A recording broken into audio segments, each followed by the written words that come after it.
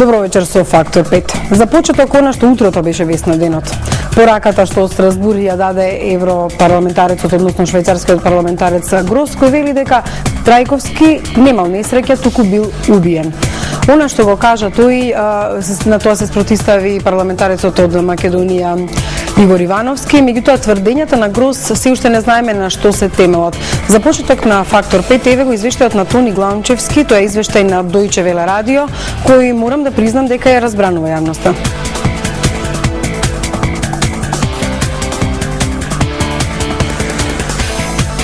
Јас се надам дека режијата го добила од Страсбур извештајот на Тони Гланчевски и дека ние ќе можеме да го видиме, затоа што говорејќи околу трагичната авионска несреќа на полскиот претседател Лех Качински, неколку парламентарци направија паралела со трагичната авионска несреќа на македонскиот претседател Борис Трајковски и генералниот секретар на Обединетите нации Хамершот. Но веднаш реагираше швајцарскиот парламентарец Андреас Грос. Паралелата според Грос е несреќна, бидејќи ако во трите случаи се сруши авионите, тука завршува споредбата. Of the planes of Mr. Hammarskjöld and Mr. Tchaikovsky, there are clear indications that these accidents have not been accidents, but set assassinations. Падот на авионите на Хамершот и на претседателот Борис Трајковски има јасни показатели дека тие несреќи не се несреќни случаи, тоа беа убиства. Според Андреас Грос, вината за случајот со смртта на Борис Трајковски and not in the east. Треба да се бара на запад, а не на исток.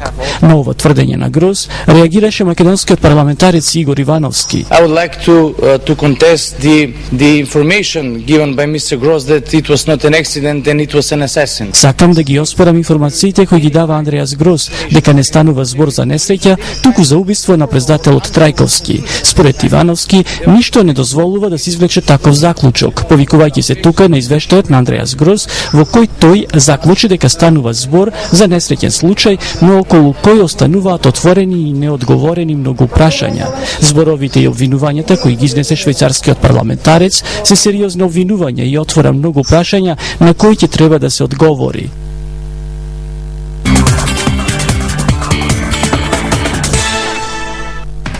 Ова беа најновите наводи на Грос, а во рацете го држам неговиот извештај и тој вели: бев вчудено и виден од бројните недоследности и контрадикторности во официјалната истрага, дури доколку се претпостави дека заради дебатирање дека постоела завера за убиство на Борис Трајковски во поранешна Југославенска република Македонија, се помалку е јасно како конспираторите би имале такво влијание врз компетентните власти во Босна и Херцеговина и особено врз контингентите на СВОР кои во времето го контролира аеродромот за да издействуваат одлука за прикривање на некоја валкана игра. Сепак, Грос во својот извештај вели дека неговиот првичен впечаток е дека падот најверојатно е несреќен случај, но некои индиции постојат дека можеби не е едноставна грешка на пилотот, како што заклучила официјалната истрага, туку небрежност на страната на СВОР, која може исто така да биде присутна, покренувајќи одредени действија со цел да се прикријат вистинските причини за падот.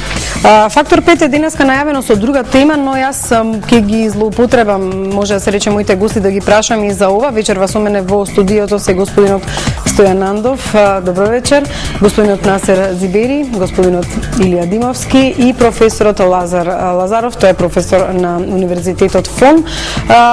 Еве, барем парламентарците сегашни да ги прашам. Господине Андов, што мислите вие, зошто токму сега Грос да каже дека се работи за убиство несреќен случај? Дефокусирање на јавноста или можеби има нешто? Не верувам дека имал намера да дефокусира јавност или не знам што.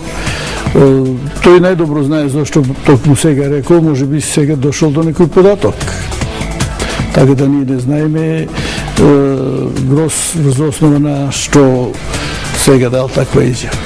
Господине Зибери, каков е вашиот впечаток по сите овие истраги, отворени и затворени комисии што се правеа за несреќата?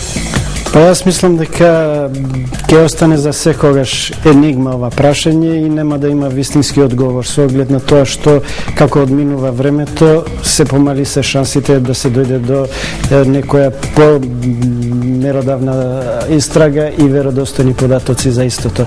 Мислам дека ќе остане и понатака една енигма. Господин Димовски, вие бевте и во комисијата, а и сте представник на власта. Што значи ова? Повторно отварање на истрага, МВР денеска каже дека не е тоа прашање затворено?